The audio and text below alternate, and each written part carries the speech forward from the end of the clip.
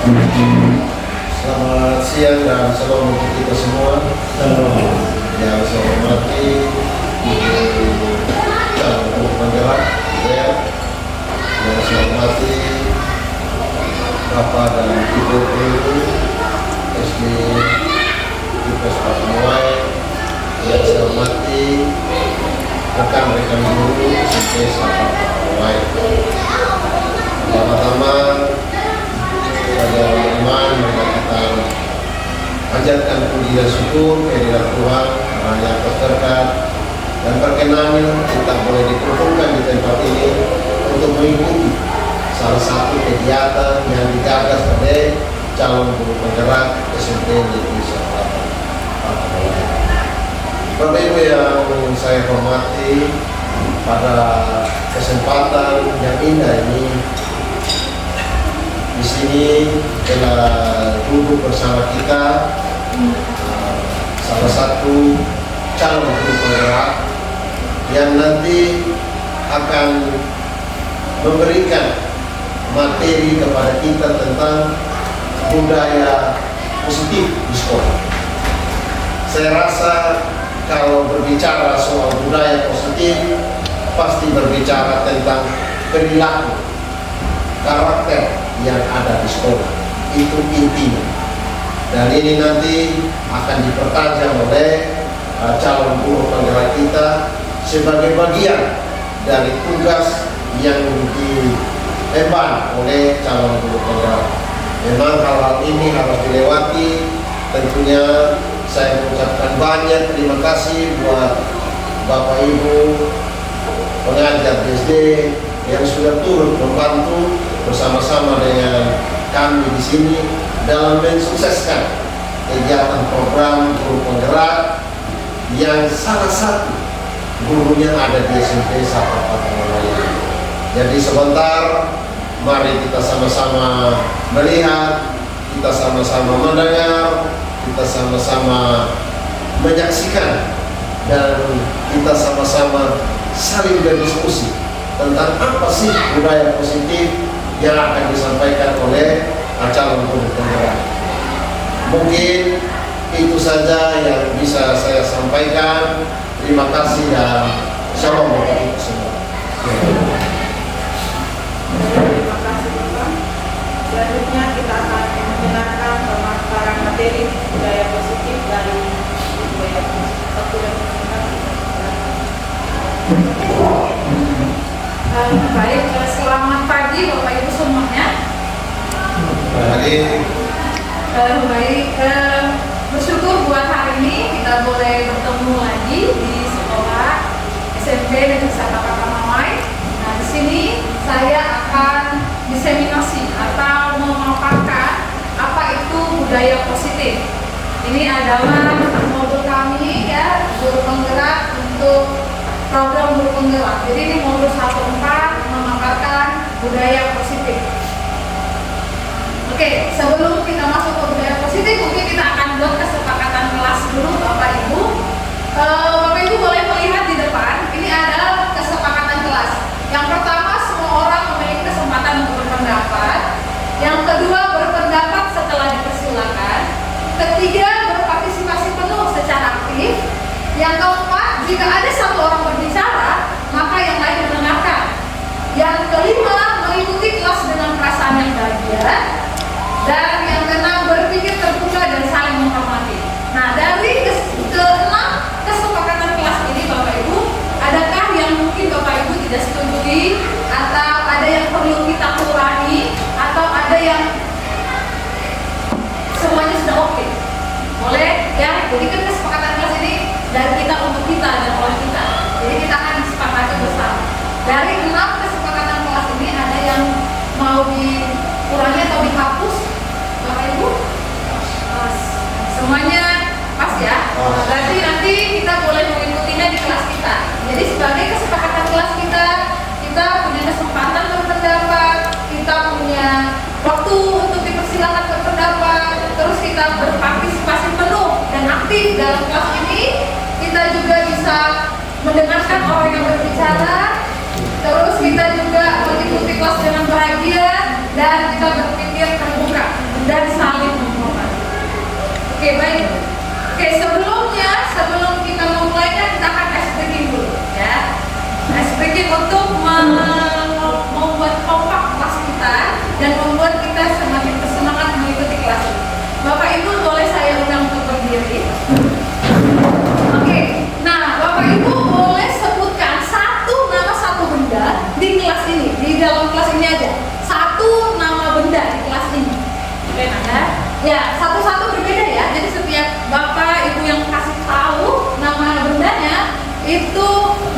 Jadi misalnya Bapak Kepsek, Bapak Mel itu berbeda. Jadi tapi di ruangan ini bendanya. Bisa ya? Oke, bisa. Oke, kita mulai. Bapak Kep. Ini buku. Buku. Oke, Bapak Melki. Meja. Oke, papan absen. Kursi. Spidol. Sudah. Papan tulis sudah teman? Oh, papan absen, papan tulis. Oke, buku. Buku sudah. Bapak. Tadi mau makan lagi. Pena sudah. Bapak pena tadi? Keramik. Meja. Keramik. Oke, keramik. Ibu. Bingkai foto. Bingkai foto. HP. Oke. Sudah ya, ingat ya. Semua sudah berbeda. Semuanya sudah kasih tahu namanya masing-masing. Permainannya adalah ketika saya kasih tahu, misalnya saya bilang, mungkin nanti nama saya laptop. Jadi saya bilang laptop. Setelah saya bilang laptop, maka ucapkanlah buku. Berarti nanti Ibu Saloni. Nah, Ibu Saloni bilang buku dulu. Karena Ibu Saloni kan bilang buku. Nanti buku tunjuk nama yang lain, nama bendanya ya, dan tunjuk orangnya gitu. Maka ingat ya tadi kan namanya sudah disebutkan toh? Sudah ya. Jadi ini sudah, jangan ditanya lagi ya. Sudah dipersilahkan tadi ya. Oke, bisa? Bisa. Oke, konsentrasi, kita mulai. Ditunjuk orangnya. Laptop keramik. Keramik. Kita harus sebut nama yang tadi. Oh, Ibu bilang keramik, baru sebut nama yang lain. Keramik. Meja. Keramik. Meja bilang. Meja. Nah, Begitu. meja. Lempar bolanya. Meja lagi. Meja. Nah, Oke. buku, pena. Ini tanya.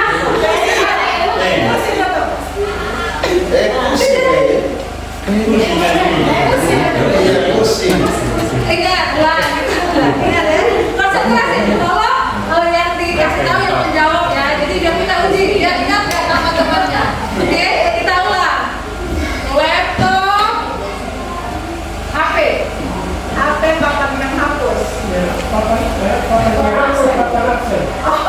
Salah. Salah Pak. Kan salah.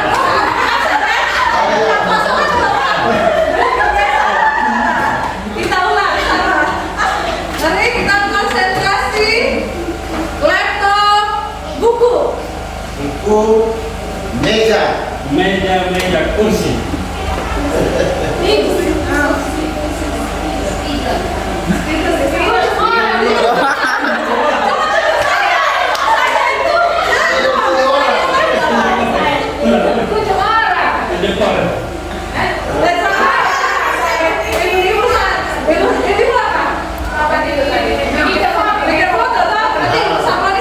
Sebelum bisa. Duduk sila. Kasar total. Oke, kita ulang lagi. Laptop, papan absen, keramik. Keramik, bingkai foto. Bingkai foto, keramik. Oke. Keramik, spidol, buku. Buku, meja. Meja, kursi. Kursi hijau. Oke, Bapak Ibu kembali. Ya, bagus ya. Jadi kita sudah fokus ya. Oke, saya mau tanya dari permainan kita tadi, apa yang Bapak Ibu dapat? Dari permainan kita tadi itu, apa yang Bapak Ibu dapat? Yes, konsentrasi yang pertama. Yang kedua, Harus mengenali teman kita. yes, harus mengenal. Yang ketiga, mengenal benda. Boleh mengenal benda. Oke, yang keempat, minggu tidak ingat. Yes, ya. Jadi bisa konsentrasi, kita harus ingat, kita kenal siapa teman kita, siapa samping kita. Oke, good. Oke, berarti keren ya. Baik, kita lanjut. Yes, ini dia pertanyaan romantik kita. Ini Bapak Ibu kasih tahu aja setuju atau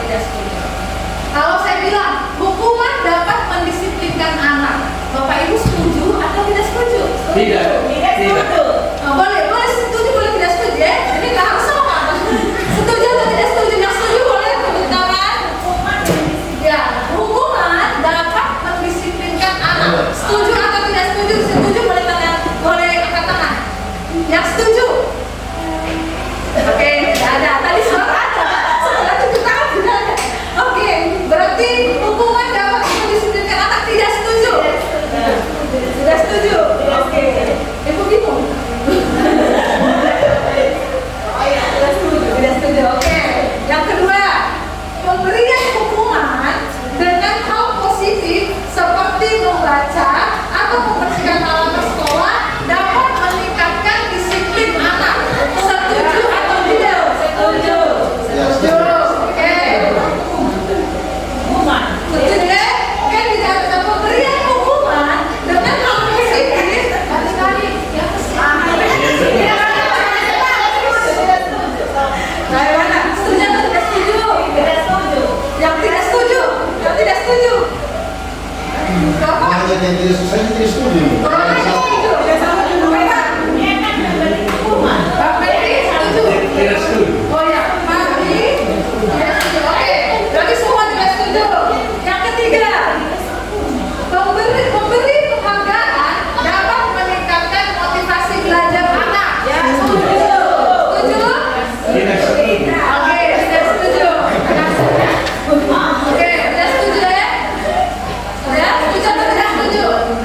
Memberi penghargaan dapat meningkatkan motivasi belajar anak. Setuju. Kalau berarti tadi tidak setuju. Ya, kenapa Pak? Ini kakak sendiri saya tanya alasan Kalau Pak. saya memberi penghargaan itu kan dia sudah hebat, tapi kalau biasa karena dia berencana dia itu sudah semangat. Sampai dia akan semangat kan dia mengharapkan dia juga. Ini kita papakan dengan yang berikutnya. Oke, itulah tadi perbuatannya. Kita sudah kasih tahu setuju atau tidak setuju. Itu yang pertama. Nah, ini dia kedua. Nah, sekarang saya akan membahas ini konsep inti budaya positif. Ya, yang pertama perubahan paradigma belajar. Yang kedua disiplin positif. Ketiga nilai-nilai kebajikan. Keempat kebutuhan dasar manusia. Kelima motivasi perilaku manusia. Terus keenam posisi kontrol guru. Ketujuh keyakinan kelas. Kedelapan segitiga restitusi. Nanti pertanyaan pemantik yang tadi kita di awal itu kita akan bahas dalam pemaparan yang ada 8 ini. Kita akan paparkan satu-satu sampai kita paham apa itu hukuman, apa itu penghargaan, apa itu konsekuensi, atau apa itu nanti nilai intrinsik dan ekstrinsik. Oke, kita lanjut. Yang pertama, perubahan paradigma. Oke, sekarang kita santai santai.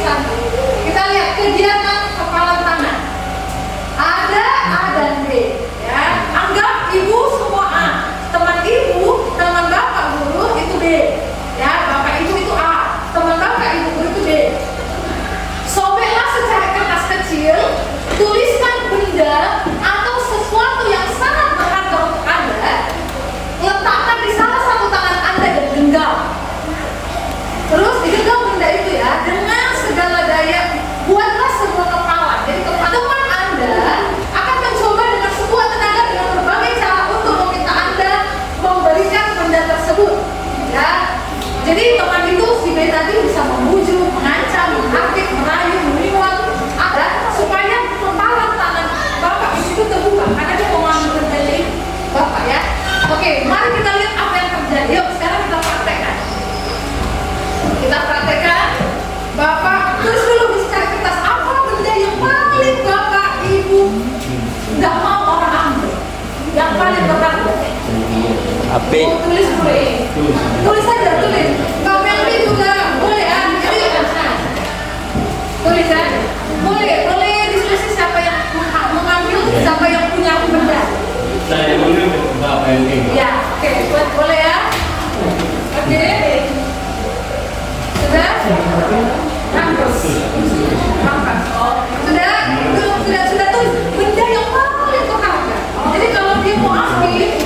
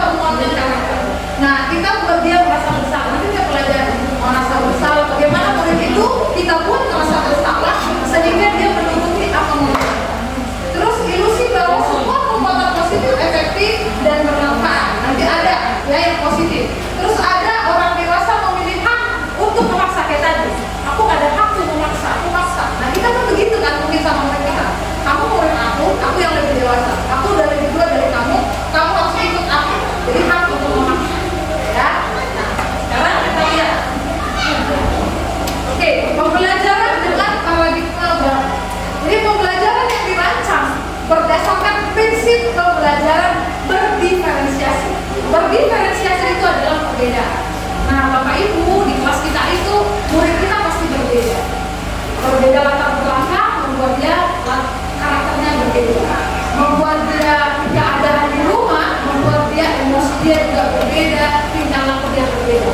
Nah, itu sehingga murid belajar sesuai kebutuhannya berdasarkan tahap perkembangan, ya, sesuai teori psikologi modern untuk mewujudkan profil pelajar Pancasila, ya.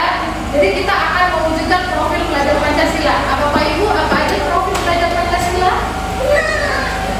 Yang pertama, yes, beriman dan bertakwa, kreatif, mandiri, berakhlak mulia, berkebinekaan global, yes, berkebinekaan global, gotong royong mandiri.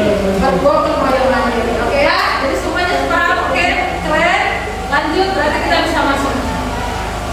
Oke nih, siapakah sesungguhnya yang memiliki kontrol? Ya, ada stimulus respon, ada teori kontrol dan gangguan. Stimulus responnya kita mencoba mengubah orang agar berpandangan sama dengan kita. Seakan-akan kita paksa, pandangan kita itu paling benar, jadi kita paksa anak itu sesuai dengan kita. Nah, yang kedua, perilaku buruk dilihat sebagai suatu kesalahan. Jadi kalau anak itu ganggu temannya, dia langsung salah, kita pukul. Atau anak itu ejek temannya, itu langsung di pikiran kita itu salah dia, kita harus pukul. Ya. Terus karena kita ke samping ya, teori kontrolnya kan yang pertama itu bisa saja kita berusaha mengenai pandangan orang lain tentang dunia. Jadi kan bisa ada dunianya dia dengan dunia kita berbeda, karena perspektif kita berbeda. Nah, yang kedua juga begitu. Semua perilaku memiliki tujuan. Bisa aja tadi dia mengejek atau mengganggu temannya itu ada tujuan dia. Ya. Nah, yang ketiga yang stimulus respon. Orang lain bisa mengontrol saya. Nah, teori kontrolnya itu hanya Anda yang bisa mengontrol Anda. Jadi tidak bisa orang lain itu kita ubah. Kita tidak bisa mengubah orang lain. Yang bisa mengubah itu adalah diri sendiri. Ya. Sama seperti kita. Kita nggak bisa mengubah orang lain. Kita ubah diri kita. Nah, terus yang keempat, pemaksaan ada pada saat bujukan gagal. Nah, yang kontrolnya kolaborasi dan konsensus menciptakan pilihan baru. Kita bisa kasih pilihan sama dia. Kita nggak harus paksa, kita bujuk, salah, gagal, enggak. Tapi kita kasih pilihan-pilihan. Kamu mau pilih yang mana? A, B, atau C. Ya. Terus model berpikir menang atau kalah. Nah, kita berpikirannya model berpikir menang-menang. Ya. Jadi jangan berpikir, aku kalau kayak gini dia nggak ikut aku, saya kalah. Berarti aku harus paksa dia supaya tidak kalah. Ya. Tapi kita harus pikiran kita, apapun situasinya, itu menang. Nah, karena kondisi tadi perspektifnya berbeda. Duniaku berbeda. Karena apa? Latar belakang kita, tujuan kita, cita-cita kita, semua berbeda-beda. Oke, dia ya. Oke, kita masuk ke disiplin positif. Nah, disiplin positif ini berasal dari bahasa Latin. Itu disiplina, yang artinya belajar. Terus disiplin diri itu membuat orang menggali potensinya. Jadi nanti disiplin ini kita lakukan hanya untuk menggali potensinya menuju sebuah tujuan apa yang dia hargai. Ya, jadi tujuan dia. Nah, yang ketiga, budaya itu namun dalam diri kita, maka kata disiplin telah berubah menjadi sesuatu yang dilakukan seseorang pada orang lain untuk mendapatkan kepatuhan. Ya, jadi disiplin itu lebih cenderung kita buat supaya mereka patuh kepada kita. Ya, jadi kecenderungan umumnya adalah menghubungkan kata disiplin dengan ketidaknyamanan, bukan dengan apa yang kita hargai atau pencapaian suatu tujuan mulia. Jadi kalau murid karena kita paksa terus dia mau, itu karena dia tidak nyaman sebenarnya Bapak Ibu.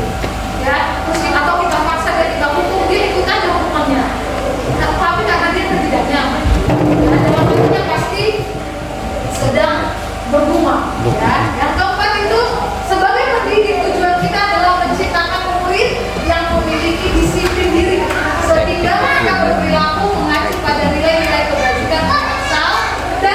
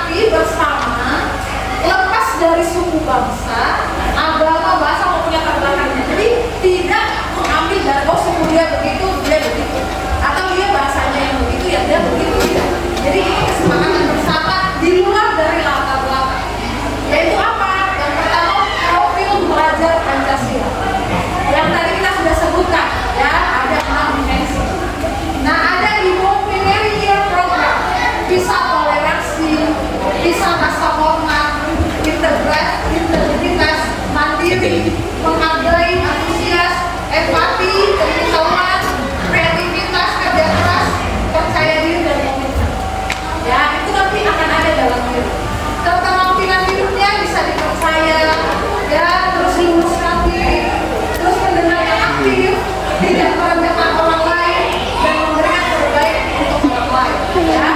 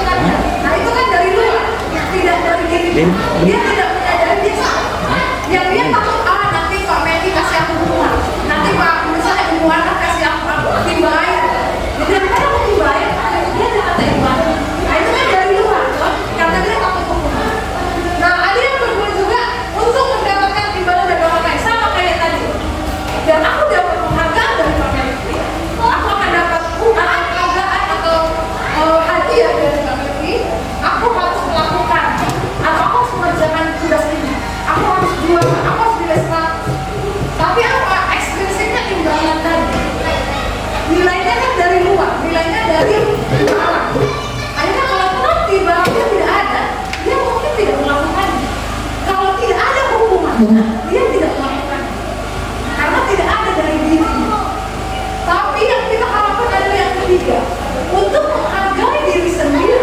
Saya akan menjadi orang seperti apa bila saya melakukan hal. Nah, di sini dia sudah sadar. Saya harus hargai diri saya. Saya datang ke sekolah dengan capek, jalan kaki jauh. Saya tidak mungkin tidak dapat apa-apa. Saya harus belajar. Nah, itu dari diri. Karena dia tahu saya sudah capek datang sekolah. Tiba-tiba saya tidak dapat apa-apa dari sekolah. Nah, dia belajar. Itulah motivasi intrinsik. Motivasi yang dalam diri dia sadar. Dia begitu. Dia sadar dia salah dan dia sadar itu hal yang baik untuk dirinya. Nah, itu nilai intrinsik dalam diri. Nah, Bapak Ibu. Tapi kalau tadi karena imbalan atau karena hukuman atau supaya jangan kena marah, itu dari luar. Ya, itu ekstrinsik. Oke, ini dia.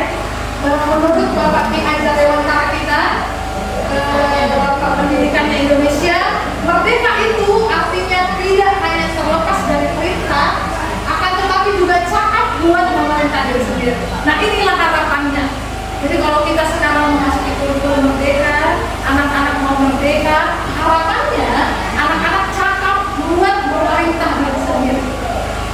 Cakap memerintah diri sendiri, bukan dari ekstrinsik tadi, tapi sadar dan dari dalam dirinya.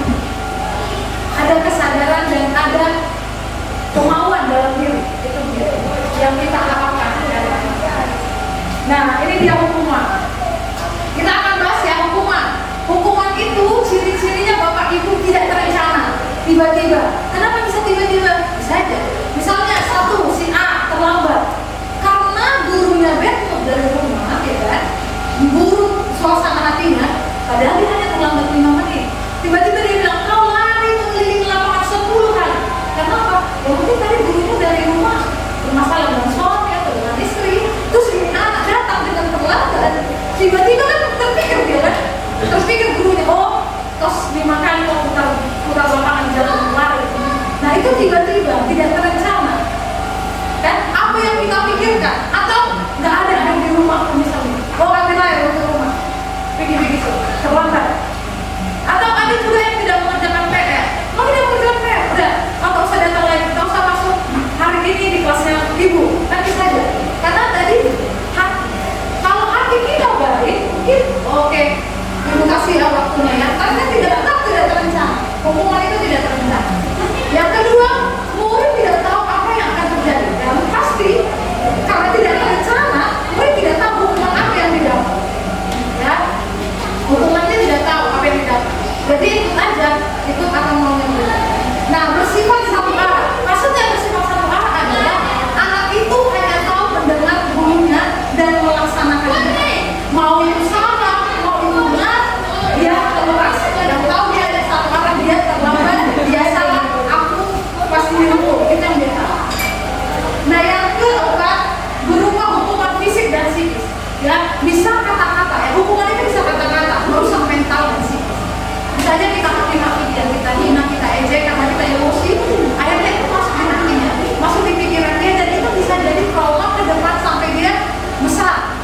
Jadi dia kan, kadang kita kan juga sekolah tuh, jadi kalau kita review ke belakang, wah ini dulu bahasanya sama saya kasar sekali. Bayangkan kita sebesar, dan itu pada SD dan SMP kita kasih hina. Nah, begitu juga anak kita. Kalau kita kasar, kita ejek, pakai kata-kata yang begitu keras ya, dia ingat. Nah, itu hukuman itu berupa fisik dan psikis. Fisik kita bisa kena pukul. Nah, inilah hukuman ya. Nah, dengan bedanya apa dengan konsekuensi? Nah, konsekuensi ini terencana. Terencana kenapa? Karena kita buat peraturan. Mungkin kita sudah sepakati. Siapa yang tidak mengerjakan PR tidak bisa masuk ke kelas teknis misalnya. Kita sudah sepakati di awal. Jadi kalau dia tidak mengerjakan PR, dia sudah tahu. Oh, aku bakalan dikeluarkan dari kelas karena aku tidak mengerjakan PR. Itu sudah terencana dan sepakati. Jadi murid tetap dibuat tapi tidak nyaman karena tadi kan dia meninggalkan kelasnya. Dia tidak masuk kelas. Nah, sikap guru selalu memonitor murid. Guru itu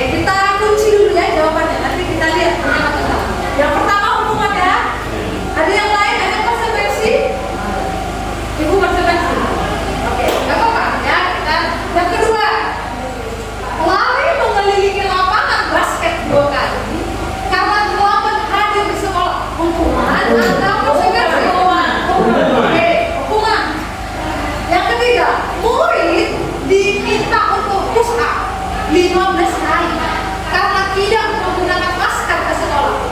Hukuman dapat menggantikan kertas tugas teman yang telah dicoret-coret. Membersihkan tumpahan air di meja tulis karena tersenggol pada saat belajar. Murid disuruh untuk mengenakan sepatu seharian di sekolah karena tidak mengenakan sepatu hitam. Oke, ada hukuman, ada konsekuensi. Yang terakhir, lari mengelilingi lapangan basket 2 kali karena terlambat 10 menit untuk pelajaran PJOK. Mari kita cek kebenaran. Yes. Jadi yang pertama itu hukuman ya Bapak Ibu, karena tidak ada korelasi, tidak ada hubungan antara terlambat ke sekolah dengan dia mencatat 100 kali kalimat saya tidak akan terlambat. Bisa kita pastikan tidak terlambat lagi setelah dia tulis? Tidak tahu. Ya, lari mengelilingi lapangan basket karena terlambat hari ke sekolah. Bisa kan? Hukuman ya. Itu hukumannya karena tidak ada korelasinya. Maksudnya tidak ada korelasi.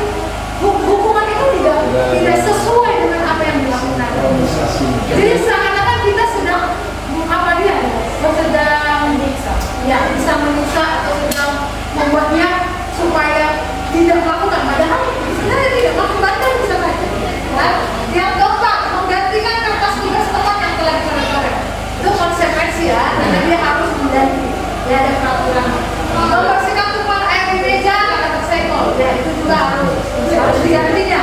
Murid disuruh mengenakan sepatu seharian di sekolah karena tidak mengenakan sepatu hitam. Kan tidak ada hukumannya juga. Itu hukuman.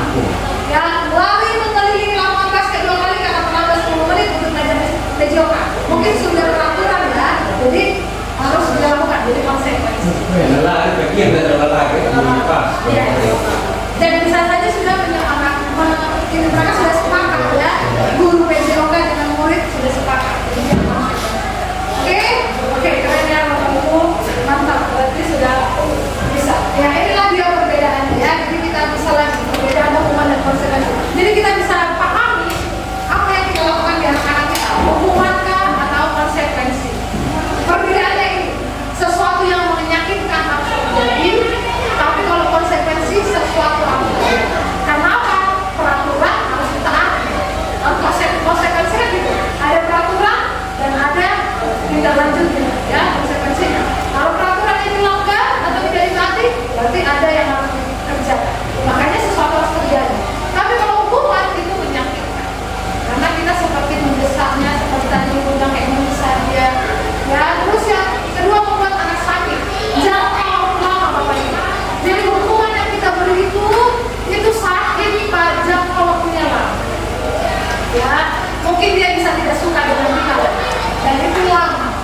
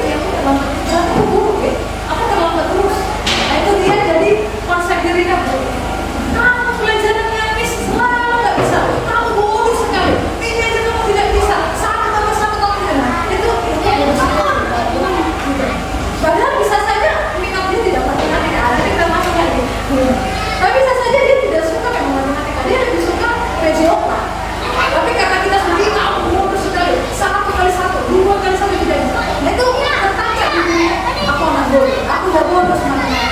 Udah lah ibu mau bilang apa sih, aku bodoh sama teman. Akhirnya dia tidak senang. Ya. Tapi kalau konsekuensi ada konsekuensi yang enggak. Nah, anak belajar untuk menyembunyikan kesalahan. Nah, mulai sebut tolong. Mungkin dia terlambat karena ada sesuatu, tapi daripada saya menjelaskan lebih panjang, saya bohong. Jadi mulai bohong, cari-cari apa sih? Itu soal. Nah, terus nanti yang konsekuensi anak belajar untuk memahami peraturan. Nah, yang terakhir, marah, rasa bersalah, dipermalukan, rasa tak dihargai. Inilah yang dirasakan anak. Anak bisa marah, anak merasa bersalah, dia merasa dipermalukan, ya kita ejek dia, kita caci maki di depan banyak teman-temannya, dia rasa malu. Terus merasa tak dihargai. Dalam situ suka-sukanya sama saya, ini suka-sukanya.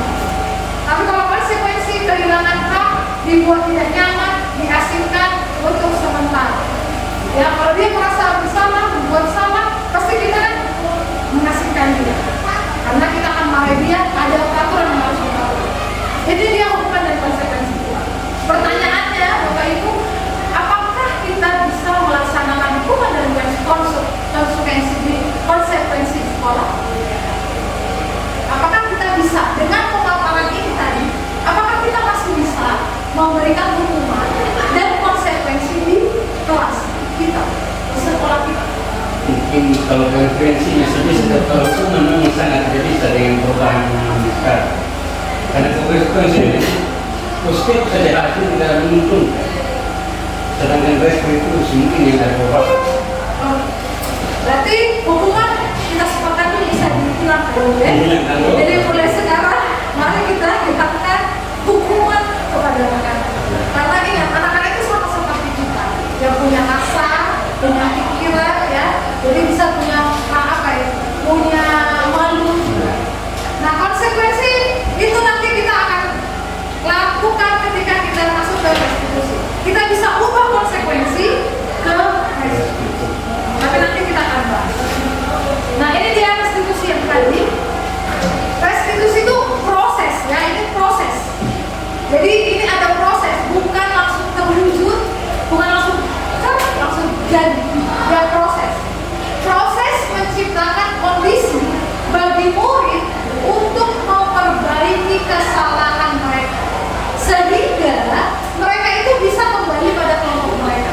Tidak ada tadi rasa malu, tidak ada marah-marah lagi, tidak ada lagi merasa diri itu tidak mampu, diri itu buruk, tidak. Jadi bisa dia memperbaiki kesalahannya, kembali ke kelompok mereka dengan karakter yang lebih kuat. Jadi kita menimbulkan karakter mereka. Nah, restitusi juga merupakan proses kolaboratif. Kolaboratif tadi bisa teman dengan teman, guru dengan murid, ya. Itu mengajarkan murid untuk mencari solusi untuk masalah mereka. Jadi restitusi ini lebih mencari solusi, bukan menekan untuk kasih hukuman, bukan untuk menekan melakukan konsekuensinya, menaati peraturan, tidak. Tapi lebih ke memecahkan masalah dengan solusi yang dia lakukan dan membantu murid berpikir tentang orang seperti apa yang mereka ingin. Jadi kita bantu anak-anak itu, kamu menjadi apa, sosok baik apa yang nanti jadi padamu, dan kamu itu akan menjadi apa di kemudian. Itu restitusi. Menjadikan citra dirinya menjadi baik, ya, dengan melakukan restitusi. Nah, dan mereka juga nanti mampu melakukan itu kepada orang lain. Ketika mereka sudah merasakan restitusi, menjadikan mereka itu hal yang baik, citranya menjadi baik, mereka bisa melakukannya ke orang lain. Ya, jadi nanti murid bisa restitusi karena sudah ada guru. Ya. Oke, ini dia. Kalau hukuman Bapak Ibu jelas identitasnya dalam, itu pasti dalam. Karena apa? Itu menyakitkan. Terus dia tidak nyaman. Itu jangka panjang. Kita tidak tahu kapan dia hilang traumanya. Bayangkan kalau anak sudah trauma, dia akan berusaha hilang. Terus dia menjadi korban dari keadilan. Jadi dia merasa aku korbannya, karena aku yang selalu begitu. Terus dia merasa tersakiti karena tadi hubungannya bersifat fisik atau psikis. Terus perilakunya pasif, agresif meningkat. Agresif itu berarti semakin nakal. Jadi dia pasif berperilaku tapi nakalnya itu meningkat. Sistemnya tidak berjalan bila murid tidak takut, ya. Terus berlaku hanya pada sebuah, jadi berlaku hanya pada sebuah ini ya, murid yang merasa gagal. Nah kalau jadi hubungan itu pasti gagal, itu pasti gagal. Nah kalau kita mau membuat identitasnya sukses, kita buatlah disiplin antara konsekuensi dan eksekusi. Nah kalau konsekuensinya itu harus terjadi karena sudah aturan ya Bapak Ibu. Nah, konsekuensi itu peraturan yang harus ditaati karena kita sudah buat peraturannya, mereka harus taati. Tapi kalau restitusi itu pilihan, jadi kita kasih pilihannya ke anak. Anak mau bagaimana cara memperbaiki. Nah, tidak nyaman kalau konsekuensi, tapi kalau restitusi itu memuaskan untuk murid. Nah, kalau konsekuensi itu juga korban bisa diabaikan, tapi kalau restitusi korban mendapatkan jaminan. Nah, kalau konsekuensi murid anak dibuat tidak nyaman, kalau restitusi mendapatkan pemuatan. Pemuatannya hanya bertahan dalam jangka waktu pendek. Kalau konsekuensi, kalau restitusi masalahnya terpecahkan. Karena apa? Tadi ada solusi, ya Bapak Ibu. Jadi masalah terpecahkan. Dia tahu dia salah, dia tahu solusinya. Terus yang berikutnya memerlukan monitoring dan supervisi. Nah kalau restitusi murid belajar bertanggung jawab untuk perilaku dan untuk berkonsekuensi membantu penerapan hal yang baik di sekolah. Kalau restitusi fokus pada pemecahan masalah. Bagaimana masalah itu bisa kita pecahkan? Itu dia. Oke, sebelum saya tutup Bapak Ibu, ada pertanyaan tentang hukuman, konsekuensi atau restitusi? Sebelum saya lanjutkan, adakah mana tahu ada pertanyaan sesuai dengan kelasnya, hukuman, konsekuensi, restitusi? Oke Pak. Konsekuensi dengan restitusi. Mungkin konsekuensi masih bisa dilakukan di kelas, tapi mereka langsung biasa datang. Karena hampir ini itu menjadi restitusi. Kalau konsekuensi itu harus diterapkan tapi itu dapat hanya bersifat sementara. Apakah masih bisa puas dilakukan di sekolah atau tidak lagi? Ini konsekuensi. Oke. Oke, yang lain? Ada? Jadi itu Bapak bertanya apakah harus kita lakukan atau Kalau kita fokus di restitusi konsekuensi yang tidak lagi muncul, atau tetap berdiri konsekuensi dari restitusi tetap dilakukan di kelas atau di lingkungan sekolah. nanti harapannya disiplin positif ini Bapak Ibu kita lakukan restitusi supaya tidak ada lagi konsekuensi karena konsekuensi itu tetap membuat tidak nyaman ya, karena tetap dia akan tidak nyaman. Tapi kalau restitusi karakternya jadi kuat. Harapan kita kan karakter kita kuat. Anak-anak itu tahu misalnya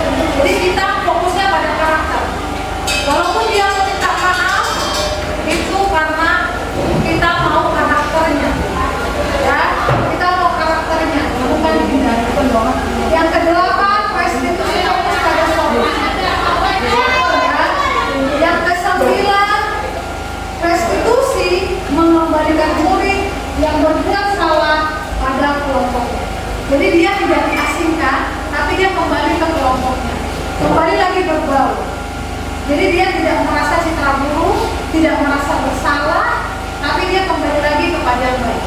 Itu dia kalau restitusi. Oke, sekarang kita masuk ke 5 posisi kontrol dulu. Jadi guru itu punya kontrol. Ada kontrol yang pertama penghukum, yang kedua membuat orang merasa bersalah, ketiga teman, keempat pemantau, kelima manajer. Nah, ini adalah 5 posisi kita di sebagai guru di kelas. Kita sedang lihat, kita sedang kembali review ke diri kita, ya, ke kelas, sedang kita ngajar anak. Kita di posisi apa sebenarnya?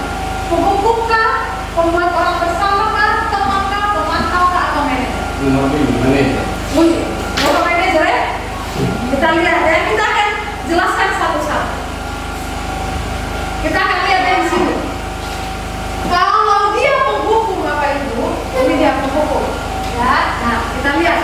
Kalau dia menghukum, guru itu berbuatnya menghardik, ya, menuju-nuju, ya, menyakiti, menyindir. Itu kalau menghukum, guru berbuat begitu. Terus kalau gurunya nanti berkata, kalau kamu tidak melakukannya, awas ya, rasakan. Itu guru tuh kalau menghukum. Terus hasilnya adalah memberontak, menyalahkan orang lain dan lain-lain. Kaitannya dengan dunianya nanti adalah murid meletakkan guru di luar dunia yang berkualitas. Ya, itu dia. Nah, murid berkata, biarkan saja, nanti juga marah lagi. Nah itu nanti murid akan begitu. Kalau kita marah terus marah, awas ya, rasakan. Nah, nanti murid akan berkata, biarkan aja, nanti juga marah lagi. Hari-hari terbiasa loh, karena terbiasa anak-anak itu. Nah, dampaknya pada murid mengulangi kesalahan. Ya, pasti mengulangi kesalahan. Nah, kita lihat kalau kita membuat orang bersalah, kalau gurunya berbuat berceramah dan mengatakan, nah seharusnya kamu begitu loh, ibu kecewa loh kalau tadi menyakiti dia. Itu orang berbuat salah. Kamu nggak marah, kamu nggak sedih kalau ibu sedih. Kamu nggak merasa kasihan kalau ibu dimarahin kepala sekolah. Kamu jangan nakal, nanti guru dimarahin kepala sekolah. Itu membuat berat, merasa bersalah. Ya. Terus guru berkata, kamu seharusnya kamu sudah tahu ibu lelah sekali. Ya, mengatakan ibu stres. Aduh, kamu jangan begitu, ibu stres. Ya, itu ibu guru membuat merasa bersalah. Ya, terus kaitannya hasilnya menyembunyikan, menyangkal dan berbohong. Nanti dia berbohong. Nah, terus yang kaitannya dengan dunia berkualitas, murid meletakkan guru di dalam dunia berkualitas. Tetap sama ya, tetap guru itu yang berkualitas karena omongannya yang perkataannya yang kita dengar. Nah, muridnya berkata, maafkan saya. Dan kalau kamu tidak sedia kalau ibu dimarahin kepala sekolah, kamu tidak kasihan sama ibu kalau ibu stres melihat kalian berantem terus, begitu dong? Nah, itu nanti dia bilang, maafkan saya ibu ya, karena dia sudah merasa bersalah. Yang dipikirkan dia, aduh ibu ini jadi kasihan ya, aduh ibu ini nanti dimarahin kepala sekolah ya kalau kita nakal ya. Nah, itu yang dipikirkan dia. Terus dampaknya pada murid, dia merasa merendah diri ya. Jadi dia rendah diri. Itu membuat anak-anak itu rendah diri. Jadi kita buatlah dia rendah diri, selalu salah, minta maaf. Nah, kalau teman beda. Kalau teman itu gurunya membuatkan alasan-alasan untuk muridnya. Misalnya, kalau dia terlambat nih, pasti dia berbuat, ya sudah, mau masuk aja nanti sana, kamu jangan berbuat lagi ya. Karena sudah kayak best friend, kayak teman gitu. Jadi tidak dianggap lagi salah, tapi gantung lagi ya. Nah, itu nanti dia berkata, ayolah lakukan demi ibu. Masa kamu tidak mau ingat ibu pernah bantu? Jadi dia kayak teman. Ibu pernah bantu kamu loh, kamu jangan begitu. Terus hasilnya ketergantungan. Akhirnya anak itu bergantung pada gurunya. Kalau guru yang dia merasa teman tadi masuk ke kelas, dia senang, ada bergantung. Tapi kalau guru yang tidak temannya yang masuk kelas, nah dia mulai berontak-berontak. Nah, kaitannya dengan dunia berkualitas, murid meletakkan guru sebagai orang yang sangat penting di dunia yang berkualitas.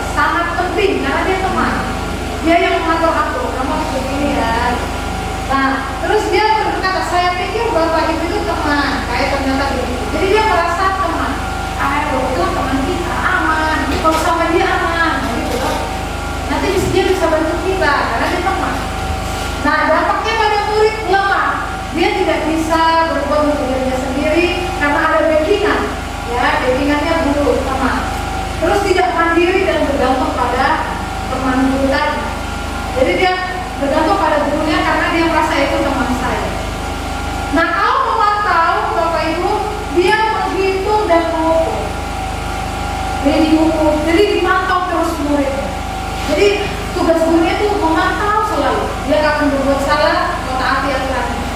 Terus kenapa kamu begini? Kemarin kamu tidak begini, sekarang kenapa begini? Nah itu dia memantau.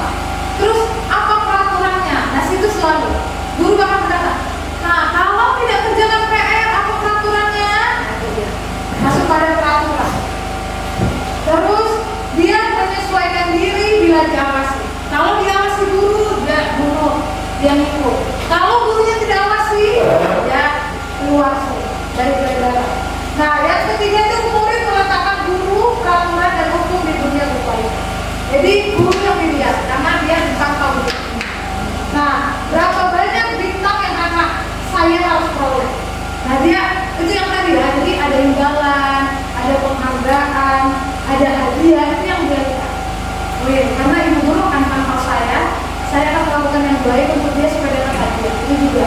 Jadi menitik beratnya pada sanksi atau hadiah untuk dirinya. Nah itu dia lihat hadiah. Kalau saya berbuat baik saya dapat hadiah. Kalau saya tidak berbuat baik saya dapat hukuman. Nah dia menilai karena gurunya tadi memantau siapa yang rajin aku kasih, siapa yang salah aku kasih konsekuensi.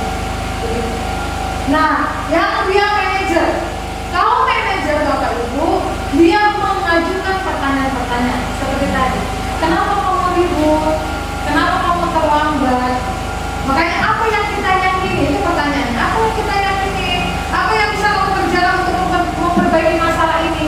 Nah, ketika dia mencontek, apa yang kamu buat untuk kamu tidak mencontek lagi?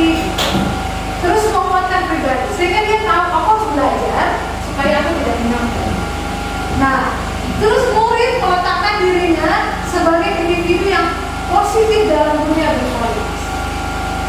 Bagaimana caranya saya bisa memperbaiki keadaan? Itu kalau murid. Nah, mengevaluasi diri bagaimana cara memperbaiki diri. Itulah bedanya posisi kontrol kita. Kalau kita menghukum, kita akan hukum dia.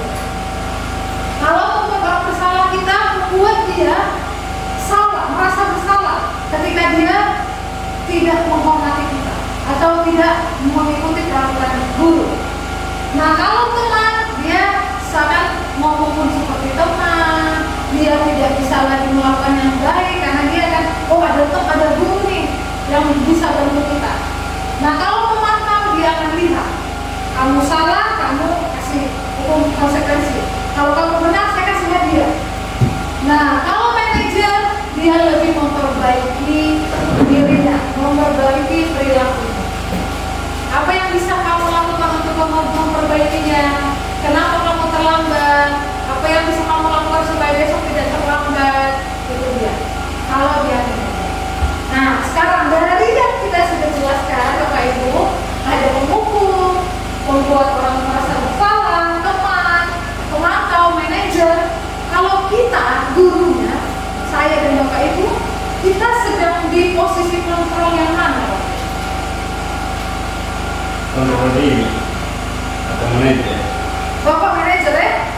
Mantap. Berarti kalau manajer mantap, memperbaiki kesalahan.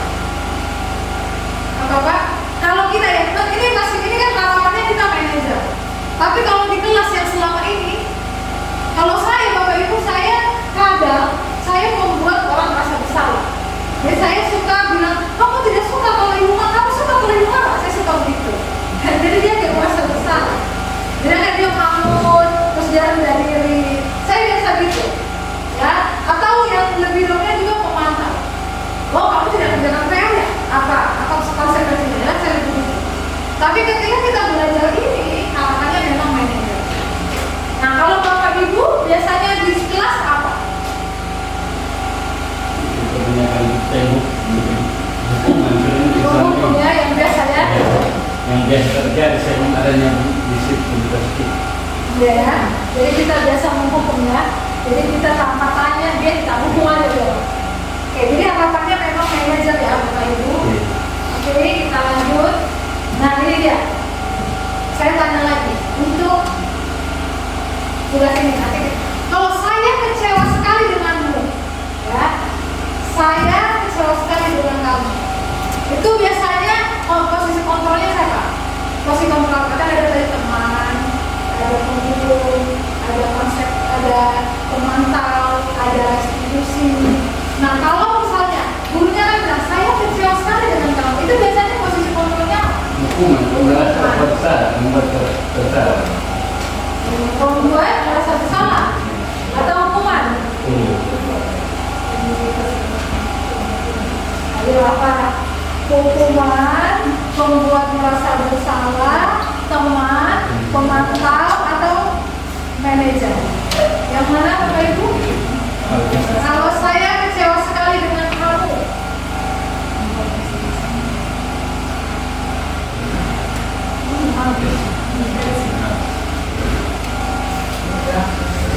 Apa?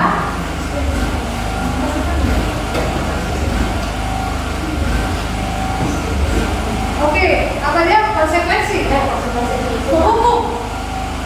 Yang kedua. Konsekuensi. Yang pertama itu membuat orang merasa bersalah. Ini kan tema sudah pernah hukuman. Hukuman yang merasa bersalah. Ada dua orang nanti. Intinya dia menghukum, jadi merasa orang bersalah kan masuk hukuman. Kalau hukum. Ya, kita ambil yang 5 kontrolnya. Kan ada posisi yang penghukum, pembuat merasa bersalah, ketiga ada teman, keempat pemantau, yang kelima restitusi. Masih banyak. Iya. Tambah lagi. Oke, jadi yang dari 5 itu dari penghukum, ya, terus ada ya membuat merasa bersalah, teman, pemantau dengan restitusi. Yang tadi yang mengatakan bahwa saya kecewa sekali dengan kamu. Nah itu Jadi nomor 2 sudah besar dia masuk situ. berarti merasa bersalah. Merasa bersalah. Nanti oke, yang kedua, kamu tidak pernah benar-benar melakukannya. Apa itu? Kamu tidak pernah benar-benar melakukannya. Merasa bersalah. Merasa bersalah. Merasa? Sampai datang Kontrol 2. Oke. Terus yang ketiga, ayolah lakukan demi ibu atau bapak. Teman. Teman. Menjadi ibu. Best ya. Oke. Yang keempat, apakah kamu mau mendapatkan stiker bintang hari ini? Teman atau Pemantau. Ingat ya, kalau ada konsekuensinya kalau tidak melakukan, gitu kan? teman. Jadi siapa itu? Apakah teman, pemantau, atau manajer, Pemantau. pembuat salah, atau penghukum? Manajer. Pemantau. Oke, pemantau. Pemantau. Bagaimana kamu bisa menyelesaikan masalah ini? Restitusi. Tadi nggak ada tiga restitusi. Apa? Ya, kita Yes, tahu. manajer ya. Yang kelima, kamu selalu yang paling terakhir. Apa itu? Apa? Merasa bersalah. Merasa bersalah. Yes. Kita lihat ya, karena belum ada, jadi saya akan bacakan. Kalau saya kecewa sekali dengan kamu, maka itu membuat orang merasa bersalah. Iya. Kenapa merasa bersalah? Karena kita buat dia kecewa. Kan kita suruh kan, ini ya saya kecewa sekali. Dia kan merasa kecewa dan dia merasa bersalah. Nah, kamu tidak pernah benar-benar melakukannya, itu hukuman, ya. Jadi dia menghukum. Kamu ini nggak pernah gitu. Kamu nggak pernah melakukannya dengan benar. Nah, terus ayolah lakukan demi bapak ibu, itu teman, ya. Karena udah teman mereka udah guys. Jadi mereka ayolah lakukanlah untuk bapak. Terus apakah kamu mau mendapatkan stiker bintang hari ini? Itu pemantau. Jadi kita mantau. Kamu mau dapat hadiah? Oke, yuk. Jadi dia pantau terus. Kamu mau dapat hadiah dengarkan dulu. Tapi kalau kamu mau dikasih hukuman, maka dilakukan. Nah, terus bagaimana kamu bisa menyelesaikan masalah ini? Itu manajer, ya. Jadi sudah ada yang ini timbal balik hubungannya. Dia mintanya. Terus kamu selalu yang paling terakhir. Itu adalah penghukum. Jadi kalau kamu jadi kalau kita selalu kamu ini kamu kayak intimidasi begitu nah, itu dia pemukul. Kamu ini begini, kamu ini nggak benar, kamu ini nah, itu yang begitu-begitu itu pasti pemukul. Dia menghukum anak secara verbal. Mungkin tidak kita hukum dengan pukul, tapi kita ucapkan dengan verbal, ya. Itu hukuman juga. Oke, jadi udah ini ya, Bapak Ibu sudah tahu lah ya. Jadi kalau kemarin mungkin kita posisi kontrol kita teman atau posisi kontrol kita membuat merasa bersalah, penghukum ataupun pemantau, Bapak Ibu yang benarnya adalah manajer. Jadi kita bisa manajernya, kita bisa melihat, menanyakannya, umpan baliknya ada, kita tanya dia bagaimana, apa yang dia lakukan, mengapa demikian, itu manajer. Ya, Bapak Ibu. Oke. Aduh. Karena dia tidak bisa, harusnya ada ya. Jadi dia ada bergerak antara. Jadi nanti ada kita buat peraturan, pemantau, konsekuensi hadiah itu. Nanti kita bergerak, kita tinggalkan itu, kita bergerak ke arah nilai-nilai manajer memperbaiki. Jadi kita tidak pakai peraturan-peraturan lagi, kita tidak pakai pemantau lagi, kita tidak pakai konsekuensi lagi, tidak pakai hadiah lagi. Tapi kita arahkan dia untuk mendapatkan nilai-nilai manajer. Jadi kita bantu, kita arahkan untuk memperbaikinya. Itu dia kalau manajer. Ya.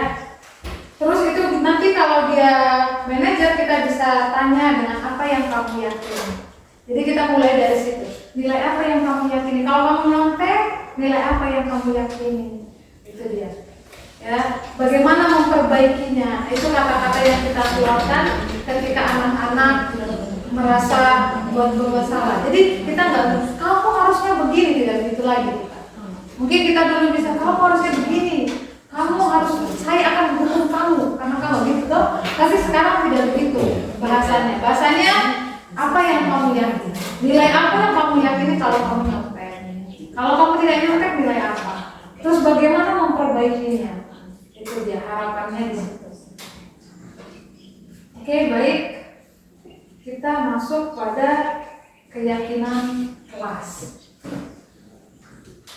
Oke, kita lanjut dulu atau kita tunggu gensetnya? Breaking dulu ya. Oke. Bentar ya. Kayaknya masuk apa saya? Bisa.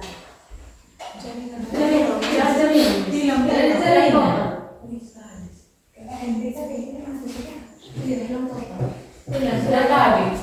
Sudah kan? Smart juga.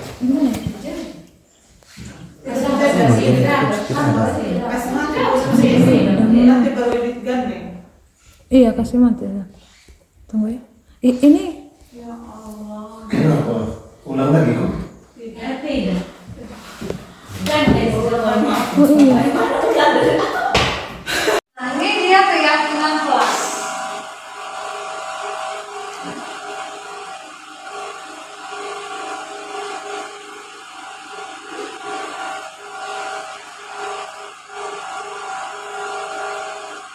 Oke, ini dia ya.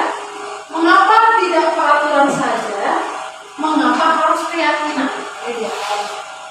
Karena keyakinan kelas tadi di awal ya. Kenapa tidak peraturan kelas? Kenapa keyakinan kelas? Nah, ini pertanyaannya. Mengapa kita memiliki peraturan harus menggunakan helm bila mengendarai kendaraan roda dua? Ya, pertanyaannya. Mengapa kita memiliki peraturan harus menggunakan helm bila mengendarai kendaraan roda dua? Kenapa kita harus pakai helm kalau mengendarai kendaraan roda dua? untuk menjaga menjaga keselamatan diri.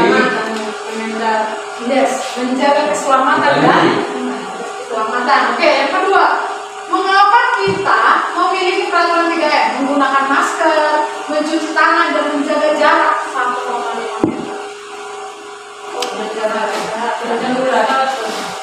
Menjaga kesehatan. Oke. Yuk, mengapa kita memiliki peraturan harus datang tepat waktu pada saat mengikuti pelatihan. Supaya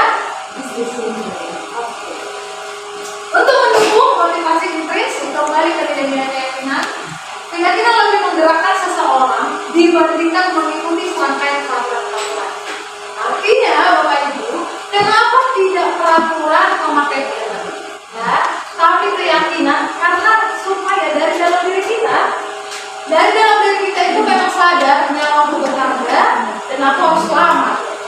Itu harus ada, bukan karena peraturan kalau aku nggak pakai helm bayar 50.000, bukan. Tapi memang dari dalam diri supaya menjaga keselamatan kita. Yang kedua itu menjaga kesehatan kita. Kita sadar kesehatan itu penting. Ya, bukan karena kita mau didenda atau bukan karena kita biar dihukum pidana, dipenjara, begitu. Ya itulah motivasi intrinsik, motivasi dalam diri. Kesadaran kita memakai helm karena kita mau selamat. Kesadaran kita pakai masker karena kita mau sehat, tidak terjangkit virus corona. Dan begitu juga dengan tepat waktu. Kita mau mengikuti sesi dari awal sampai akhir. Kita tahu materi yang mau diajarkan, maka kita datang tepat waktu. Oke, ini dia keyakinan kelas. Kesepakatan kelas yang diyakini bersama guru dan murid dengan harapan dapat meningkatkan kedisiplinan murid. Nah, Bapak Ibu, kesepakatan kelas ya, tapi bukan guru yang kasih tahu, bukan murid yang kasih tahu, tapi sama-sama memberitahu kesepakatan kelas apa yang akan kita sepakati di kelas. Jadi murid memberitahu apa yang mau kita sepakati, guru juga memberitahu. Jadi kesepakatan bersama supaya meningkatkan kedisiplinan murid. Nah, keyakinan kelas berupa pernyataan universal dibuat dalam bentuk positif dan bersifat abstrak. Keyakinan kelas hendaknya tidak terlalu banyak sehingga mudah diingat dan dipahami. Jadi tak usah terlalu banyak, 4 cukup. Ya, semua warga kelas ikut berkontribusi dalam pembuatan keyakinan kelas lewat kegiatan mengutarakan pendapat. Jadi Bapak Ibu boleh, apa yang mau kita kesepakati di kelas di hari ini boleh. Jadi tanya anak-anak, jangan contenis, jangan buang sampah sembarangan, begitu. Ya, jadi itu dari murid. Jadi disepakati bersama, bukan kita yang jangan, kita jaga kebersihan ya. Murid berkata, guru berkata jaga kebersihan. Jadi guru lagi berkata jangan mencontek. Semua guru tidak. Ini mau menyadarkan nilai intrinsik yang ada dalam diri. Jadi murid sama-sama kita beritahu apa yang mau kita sepakati. Itu dia. Oke, ini dia ya. Jadi budaya positif itu akan melingkari semuanya. Di situ terjadi lingkungan positif. Ada keyakinan kelasnya. Nanti ada peraturan kelas kecil di bawah. Nah, budaya positif itu yang akan membesar untuk ke depannya. Nah, ini kalau nanti Bapak Ibu mau buat keyakinan di kelas, ya ada yang terdengar, ada yang terlihat, ada yang terdengar. Untuk hormat, untuk yang bekerja. Hormat itu meyakini bahwa sangat penting untuk menghormati semua orang. Bekerja penting untuk mengerjakan segala pekerjaan. Diterima dan dimiliki itu meyakini sangat penting untuk merasa diterima di suatu tempat. Nah, ini karena dia kita tidak ada sinyal, jadi dia terpotong. Nah, nanti dia ada hormat, ya, ada menghormati. Hormat itu menjaga temannya, ya, jadi tidak saling ejek, itu saling menghormati. Nanti bekerja yang tadi tidak mengontek. Nanti kita bisa lihat di sini. Inilah peraturan kelas. Nah, ini peraturan kelas. Kita buat peraturannya di sini. Selalu kembalikan buku di tempatnya. Dilarang mengganggu orang lain. Jadi harapannya Bapak Ibu di kelas nanti pada saat membuat keyakinan kelas haruslah memakai kalimat positif. Jadi jangan lagi keyakinan kelasnya ditulis jangan buang sampah sembarangan. Bukan begitu lagi keyakinan kelas. Kalimat positif yang dikeluarkan. Ya, yes, begitu. Jadi jangan tidak pakai yang jangan, tidak. Tapi yang kalimat positif supaya menyadarkan anak-anak itu kesadaran positif. Oh, sama tempatnya. Ya, jangan pakai kata jangan. Nah, ini ada peraturan. Nanti kita buat keyakinan kelasnya di samping. Misalnya, selalu kembalikan buku ke tempatnya. Apakah ini? Dari mana kita buatnya? Apakah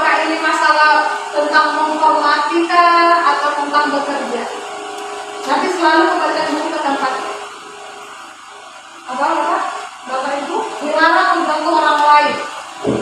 Terus hadir di sekolah 15 menit sebelum pembelajaran dimulai. Dilarang melawan kekerasan, dilarang menggunakan narkoba, bergantian atau menuduh giliran, menggunakan masker, jangan berlari di kelas atau kelas.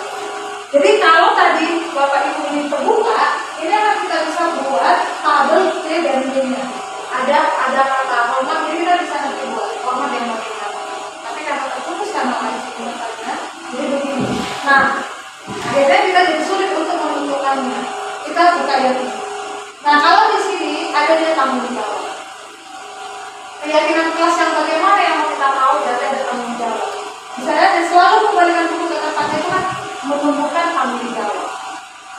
Dilarang mengganggu orang lain, itu jangan pakai dilarang aja keyakinan kelasnya. Jadi langsunglah menghormati orang lain. Itu yang tadi saya bilang, pakai kata positif. Jadi supaya di pikiran dia positif. Tanggung jawab, aku harus bertanggung jawab. Oh, aku harus menghormati orang lain. Aku harus berkomitmen. Aku harus menjaga keselamatan dan menghormati orang lain. Aku menjaga kesehatan, menghormati, bersabar. Terus ada kesehatan, keselamatan, keamanan. Jadi harus diusahakan kalimat positif. Karena yang di pikiran dia akan kalimat positifnya yang akan terekam. Jadi bertanggung jawab, berkomitmen itu yang dipikirkan. Makanya kita pakailah kalimat-kalimat positif dalam membuat keyakinan kelas. Ya. Nah, ini dia segitiga restitusi. Segitiga restitusi ini suatu proses dialog yang dijalankan guru atau orang tua agar dapat menghasilkan murid mandiri dan bertanggung jawab. Terus membantu murid memiliki tujuan, disiplin positif dan memperbaiki dirinya setelah berbuat salah. Yang ketiga, bukan untuk menebus kesalahan, namun untuk belajar dari kesalahan.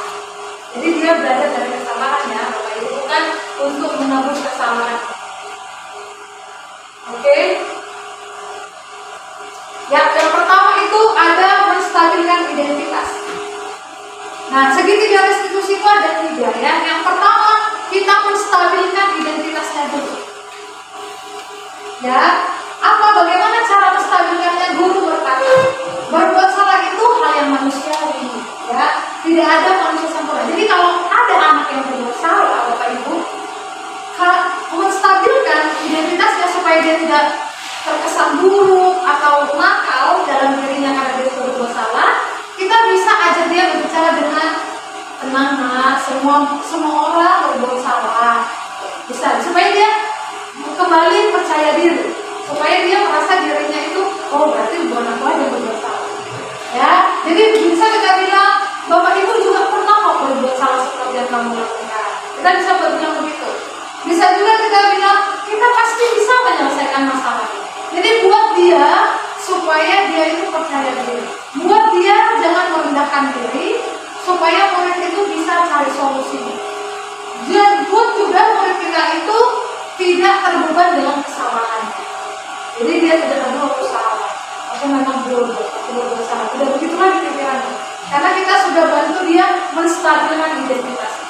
Identitas yang pikiran dia buruk karena dia berbuat salah, kita ubah dengan cara tadi.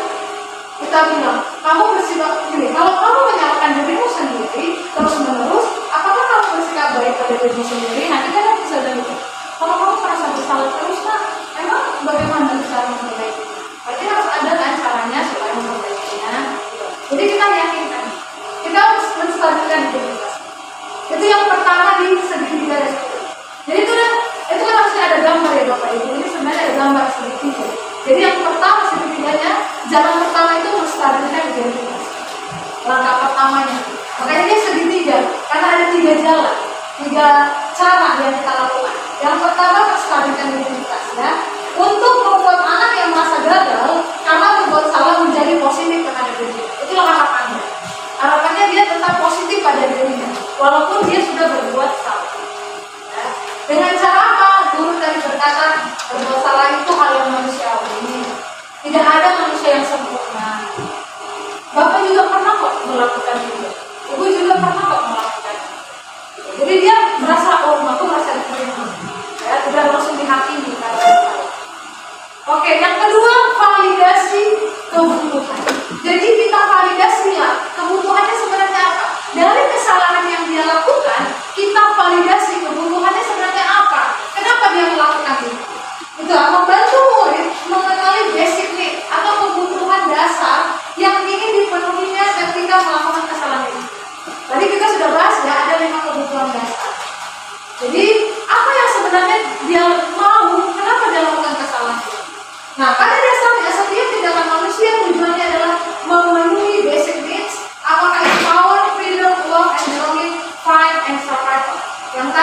yang butuh kasih sayang, ya, butuh kedewasaan kemandirian, atau butuh ini dia butuh survive, butuh tertawa, fun, bahagia, atau ingin dimiliki, belonging, gitu.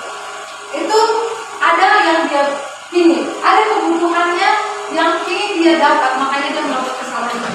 Nah, guru harus berkata dengan, kamu bisa saja kan melakukan hal yang buruk-buruk, tapi kamu tidak melakukannya.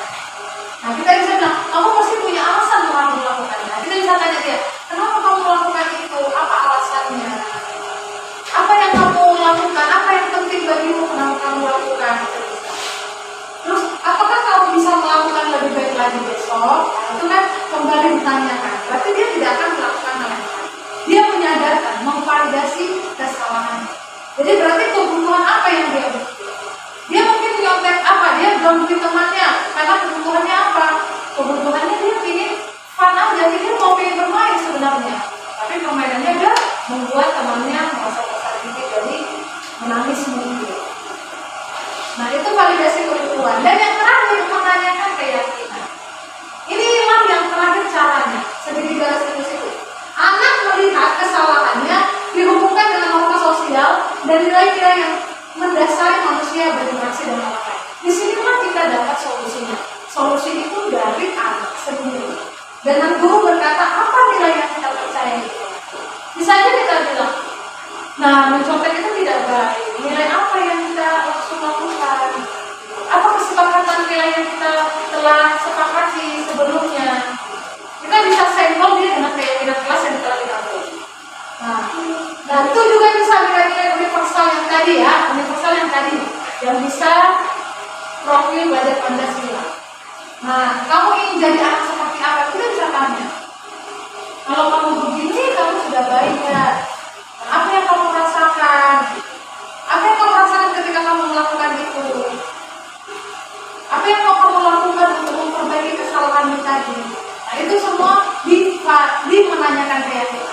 Nah, ketika kita tanya ini, ya, ketika kita tanya ini, pertanyaan ini, dia akhirnya sadar, oh iya, aku salah mengejek dia, aku salah melakukan yang membuat dia tidak nyaman. Akhirnya dia sadar. Kesadaran itulah Bapak Ibu yang kita perlukan, dan kesadaran dia menentukan apa yang mau dia lakukan untuk menemukan solusi dari permasalahan. Nah, disinilah dia menanyakan keyakinan. Jadi ada 3 ya, menstabilkan identitas, ada memvalidasi kesalahannya, yang ketiga menanyakan keyakinan. Ketika kita sudah dapat yang 3 ini Bapak Ibu, maka tidak ada lagi yang namanya tadi penghukum, tidak ada namanya lagi konsekuensi, ya, yang kamu langgar peraturan kamu harus taat, kamu harus taati peraturannya. Jadi tidak ada lagi yang begitu. Jadi ketika dia membuat salah, kita buatlah segitiga. Yang pertama, menstabilkan identitas. Kenapa kamu lakukan itu, Nah? Apa yang kamu senang melakukan itu? Gimana dengan kalau kamu dilakukan itu? Nah, terus bisa juga jangan takut, Bapak nggak semua orang pernah melakukan ya, nggak cuma kamu melakukan itu, Bapak Ibu juga pernah melakukannya itu. Nah, setelah itu kita memvalidasi kesalahannya. Kamu tahu itu salah? Tahu. Nilai apa yang kita sepakati? Harusnya saya menghormati dia, itu saya tidak mengejek dia, misalnya gitu. Ya benar. Nah, masuklah kita ke penilaian keyakinan. Terus setelah itu bagaimana menurutmu? Apa yang harus kamu lakukan? Saya akan minta maaf Ibu. Nah, itu semua siswanya yang menjawab. Ya, dan dari situ nanti dia bisa melakukan, dan akhirnya kesalahan-kesalahan itu tidak diulang-ulang lagi. Dia sadar akan kesalahan, sadar dia telah berbuat salah, dan dia juga sadar dan dia dapat mencari solusi untuk setiap perilaku yang tidak baik yang dia lakukan. Itulah harapan yang kita lakukan di segitiga restitusi ini. Oke. Nah, kalau agak sulit, kalau itu misalnya ini ada intervensi dalam rumah, kalau anak itu diam saja, kan ada ya anak katanya, kenapa kamu melakukan itu diam? Terus apa yang harus kamu lakukan untuk memperbaiki masalah? Diam terus nggak ada dia ngomong apa. Kita jangan marah ya Bapak Ibu, jangan jawab dan gitu ya, dan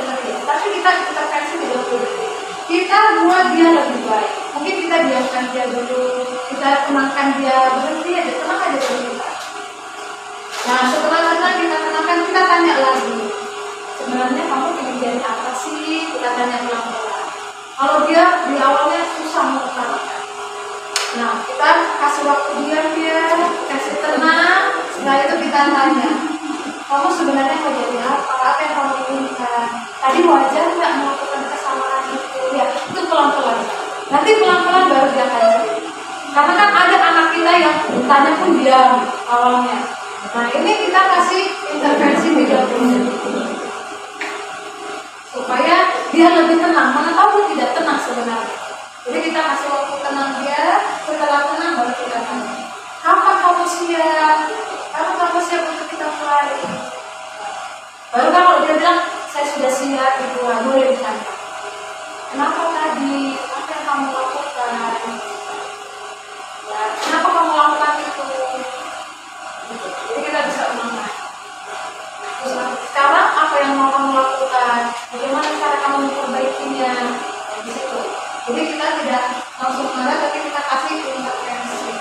Dia boleh kasih tenang dia dulu. Kalau dia tidak mau, langsung bercerita. Oke, itu ada Bapak Ibu. Ya, ini refleksi kita. Ini di bagian akhir. Sekarang kita berefleksi sebagai diri. Kita sudah belajar tadi. Yang pertama, hal baru apa yang mengubah paradigma saya dan apa yang saya dapatkan.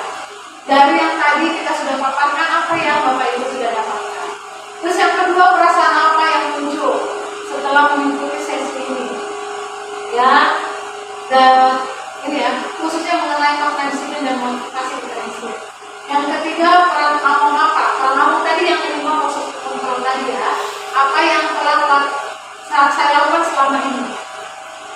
Jadi kalau selama ini mau begini, nanti bagaimana apa yang sudah akan saya lakukan? Berarti ada peran tadi. Yang keempat, saya akan menjadi aku yang seperti apa setelah mengikuti modul. Oke, boleh Bapak Ibu mau siapa yang boleh berefleksi mengutarakan apa yang didapat dan bagaimana perasaannya dan apa yang akan dilakukannya ke depan.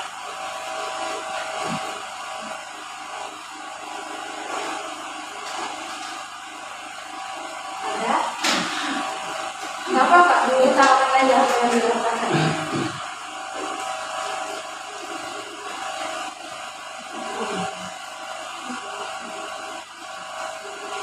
Ya mungkin tadi kan, kalau tadi kita bahas, kemarin saya menunggu.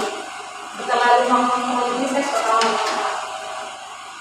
Mungkin ada yang mau bercerita, atau ada yang mau refleksi, atau ada yang mau ngomongkan, dibicarakan dari diri. Saya persilakan mungkin ya, Bapak Ibu. Hal baru tentang disiplin positif, budaya disiplin positif.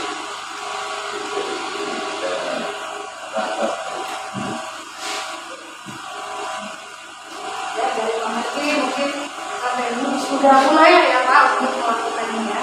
Minimal di kelas kita masing-masing. Dan saya pribadi saya sudah melakukan setelah sadar penting nggak bisa mengikuti semua Oh.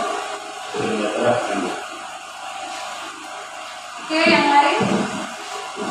Ada lagi Bapak Ibu? Baik, terima kasih untuk materi hari ini tentang budaya positif. Itu pernah dengar-dengar, tapi belum tahu sejauh mana tentang itu. Hari ini terima kasih untuk materinya. Di sini kita bisa tahu tentang bahwa hukuman itu tidak boleh dilakukan di waktu hari ini, dan kita tahu juga ada konsekuensi dan mana yang harus kita lakukan dan mana yang tidak boleh kita lakukan.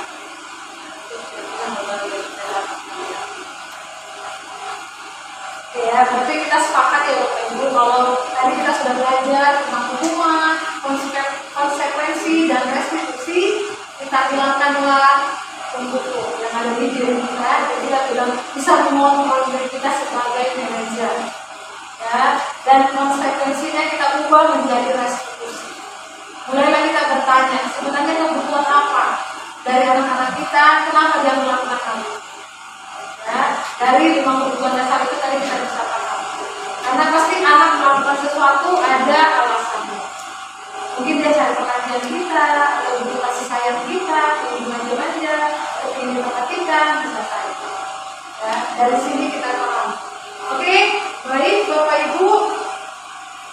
Ya, ini aja pemaparan saya hari ini. Terima kasih buat waktunya dan terima kasih juga buat kolaborasi kita dalam penyampaian diseminasi budaya positif. Harapannya dengan pemaparan ini kita belajar dari diri kita sendiri di kelas kita masing-masing untuk mencoba restitusi ketika anak-anak kita punya masalah atau anak-anak kita yang butuh perhatian, kita bisa mengontrol diri kita sebagaimana kontrol yang baik di dalam yang kita itu manajer ya kontrol.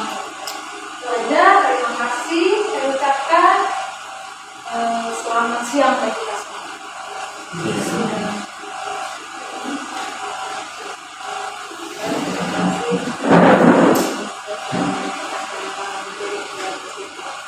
Untuk yang terakhir kita doa untuk bisa dilakukan dulu ini.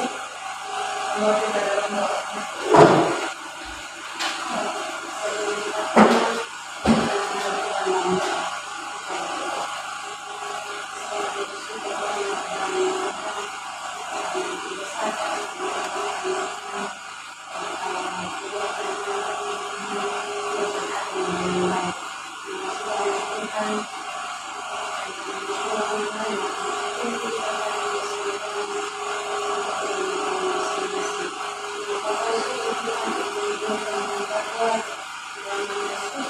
Thank you.